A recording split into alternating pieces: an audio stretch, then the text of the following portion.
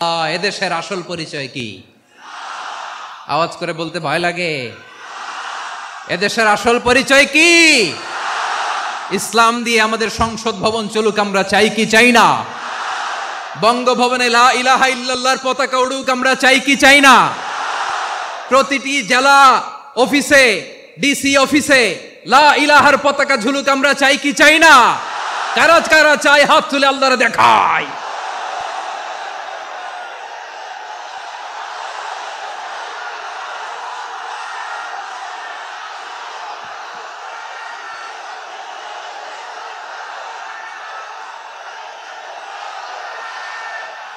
মাশাআল্লাহ, মাশাআল্লাহ, মাশাআল্লাহ, মাশাআল্লাহ। যশোর, আওয়াজ করে বলো, ভালো মানুষ না খারাপ মানুষ? বুঝে বলছো তো? মানুষ ভালো হলে যে কত ভালো। এই মানুষকে যত্ন নিলে, মানুষকে মানুষ বানালে যে সে কি হতে পারে শুনবা? হ্যাঁ, নাকি মোনাজাত দিয়ে দিব? শুনবা? তাহলে থামতে হবে। থামো, আমি যখন বলবো থামো থামো, তাকবীরের সময় দিলে তাকবীর। থামো থামো। মানুষকে যত্ন নিলে, হ্যাঁ এদিকে এদিকে, ড্রোন নামায় ফেলো। হয়েছে, ড্রোনের ফুটেজ হয়ে গেছে, এবার ড্রোন নামায় ফেলো। আমার দিকে তাকাও। মানুষকে, তোমরা এদিক সেদিক তাকালে তো গুরুত্বপূর্ণ পয়েন্ট মিস হয়ে যাবে। এদিকে এদিকে, হ্যাঁ ঠিক আছে, এদিকে। মানুষকে যত্ন নিলে মানুষের মধ্যে আল্লাহ কি পটেনশিয়াল রেখেছে। আমি জাপানের দুইটা উদাহরণ দেই। জাপানের দুইটা উদাহরণ দেই, খেয়াল করে একটু শুনেন, বুঝবেন। আল্লাহ, 2022 সালে জাপানের সাথে জার্মানির খেলা, ফিফা ওয়ার্ল্ড কাপ 2022। এক পক্ষে জাপান, আরেক পক্ষে কোন দেশ? কথা শোনে নাই। এক পক্ষে কোন দেশ? আরেক পক্ষে? সবাই এক পক্ষে, আরেক পক্ষে। ওই খেলায় জিতেছিল জাপান, জিতেছিল 22 সালের এই ফিফা ওয়ার্ল্ড কাপে। জাপান ফুটবল খেলায় জিতে, as a part of their celebration, তারা খেলার পরে পুরো স্টেডিয়ামটারে ক্লিন করে। The fan base of Japan, lakh lakh মানুষ খেলা দেখতে যায়, তো এত ডাস্টবিনও তো নাই। তো যারা ডাস্টবিনে জায়গা পায় নাই, তারা এই যে চকলেটের প্যাকেট, পানির বোতল, চিপসের প্যাকেট তারা এদিকে সেদিকে রেখে দিয়েছে। জাপানের ভক্তরা, জাপানের ফলোয়াররা, as a part of their celebration, তারা খেলার পরে পুরো স্টেডিয়ামের সব ময়লা আবর্জনা ক্লিন করে তারপরে বিদায় নিয়েছে। তাদেরকে কি ক্লিন করার দায়িত্ব দেওয়া হয়েছিল?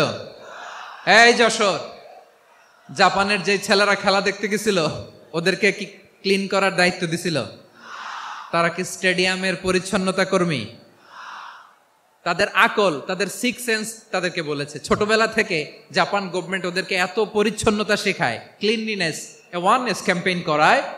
ক্লাসে আমি দেখেছি, ক্লাসে নিজের বেঞ্চ নিজে মুছে, ক্লাসের মাঝখানে একটা সময় দেয়, নিজের টেবিল নিজে মুছে, নিজের ক্লাসরুমটা নিজে পরিষ্কার করে। রাস্তাঘাটে একটা ধুলা নাই, ময়লা নাই, একটা টিস্যু নাই।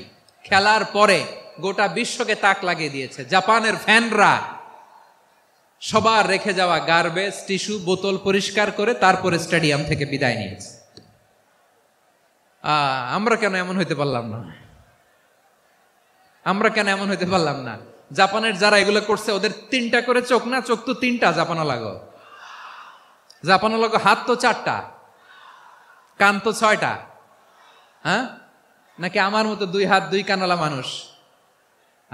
চোখে দেখলে ওটা মানুষ না। চিন্তা করছেন? তার মানে জাপানিজদেরকে যে গ্রুমিং করে শিখানোর মাধ্যমে পরিচ্ছন্ন বানানো গেছে। ওরা যেমনি মানুষ, আমরাও মানুষ। আমাদের সন্তানদেরকে শেখালে তারাও পারবে। পারবে কিনা? 2 নম্বর উদাহরণ বলি। চট্টগ্রাম, ফেনীতে যারা গিয়েছেন, মেঘনা গোমতী ব্রিজ প্রকল্প নাম শুনছেন? মেঘনা একটা ব্রিজ পার হওয়া লাগে। এই মেঘনা গোমতী, এখানে 3টা ব্রিজ, কাঁচপুর সহ, এই 3টা ব্রিজের নির্মাণ কাজ, রেনোভেশনের কাজ দেয়া হয়েছিল জাপানের একটা কোম্পানিকে। কাকে? জাপানের কোম্পানি। নির্মাণ শেষে 738 কোটি টাকা বেঁচে গেছিল, এটা গভর্নমেন্টের হাতে দিয়ে তারা বিদায় নিয়েছে। কত টাকা? 738 কোটি টাকা। যত প্রাক্কলিত ব্যয় নির্ধারণ করা হয়েছে সব টাকা সরকার, তৎকালীন সরকার 2019-এর সরকার, কারা ছিল তো জানেন। এই 2019-এর সরকার তাদেরকে দিয়েছে, তারা রিনোভেশন নির্মাণ শেষে 738 কোটি টাকা অতিরিক্ত বেঁচে গেছিল। এটা আবার গভর্নমেন্টের হাতে বুঝাই দিয়ে তারা বিদায় নিচ্ছে। আমরা কেন এমন হইতে পারলাম না? জাপানের ওরাও মানুষ, আমরাও মানুষ, তার মানে মানুষে মানুষে পার্থক্য আছে না নাই? আচ্ছা, জাপানের দুইটা উদাহরণ দিলাম, এবার আমার দেশের দুইটা উদাহরণ দিব না? বাংলাদেশের দুইটা উদাহরণ দিই। 1 নম্বর উদাহরণ, গত সপ্তাহে আপনারা জানেন কক্সবাজারে আমার একটা প্রোগ্রাম ছিল, তো হেলিকপ্টারে গিয়েছিলাম। ফেনী জেলা যখন পার হচ্ছি আমি দেখলাম 3টা উইন্ডমিল চিনেন তো? বিশাল পিলার, 3টা-4টা পাখা থাকে। বায়ু বিদ্যুৎ কেন্দ্র, বাংলাদেশের প্রথম বায়ু বিদ্যুৎ কেন্দ্র এটা। মুহুরী প্রজেক্ট বলে এটারে, সম্ভবত মুহুরী প্রজেক্ট। তো সাগরের বাতাসের ঝাপটায় এটা ঘুরে এনার্জি হয়, ইলেকট্রিসিটি উৎপাদন হয়। তো আমি পাইলটকে বললাম, ভাই এগুলো থেকে কেমন ইলেকট্রিসিটি উৎপাদন হয়? কয়, হুজুর একটু হয় না, কিছুই হয় না। কিছুই হয় না মানে? বলে, হুজুর বাংলাদেশে যত উইন্ডমিল আছে এটার পাখা একটাও ঘুরে না। আল্লাহ, বলেন কি? তাহলে যে কোটি কোটি টাকা ব্যয় করে যে উইন্ডমিল, কয় হুজুর ভিতরে ফিটফাট, উপরে ফিটফাট, ভিতরে সদরঘাট। তার মানে কোটি কোটি টাকা দিয়ে এই উইন্ডমিল বানায়, এখানে কিছু নাই। দুর্নীতির আড্ডাখানা, আখড়াখানা বাংলাদেশ, ঠিক কিনা বলেন? হায় রে, জাপানিজরাও মানুষ, আমরাও মানুষ। আমার এক নিকটাত্মীয় সরকারি চাকরিজীবী, উনি আমাকে বললেন, বাংলাদেশের আর একটা উদাহরণ দেই। উনি আমাকে বললেন যে প্রতি বছর আমাদের অফিসের ফার্নিচার চেঞ্জ করে। আমি বললাম, প্রতি বছর ফার্নিচার চেঞ্জ করে কেন? বলে যে ফার্নিচার নতুন পারচেজ করলেই তো এখানে টাকা, নতুন কিনতে পারলেই টাকা, নতুন উন্নয়নের সবক শোনাতে পারলেই টাকা। প্রথম আলোর রিপোর্ট, কি আলো? প্রথম আলোর রিপোর্ট, গত 15 বছরে উন্নয়নের নামে লুটপাট হয়েছে প্রায় 3.25 লাখ কোটি টাকা। কার রিপোর্ট? আমাদের বানানো কথা। প্রথম আলোর রিপোর্ট। গত 15 বছরে কারা ছিল জানেন তো? হ্যাঁ, শুধু ওনাদেরকেই দোষ দিয়ে লাভ নাই। স্বাধীনতার পর থেকে শুধু শাসকের হাত বদল হয়েছে, আমরা কিছু পাই নাই, ঠিক কিনা বলেন? শুধু ওনাদের দোষ দিয়ে কি লাভ? একদল খাইছে, আরেক দল খাওয়ার জন্য রেডি হয়ে আছে। আমরা এরকম চাই না। আমরা চাই স্বাধীন সার্বভৌম বাংলাদেশ। আমরা চাই দুর্নীতিমুক্ত বাংলাদেশ। আমি নিউজটা যে কতবার পড়লাম, এটা কি সম্ভব?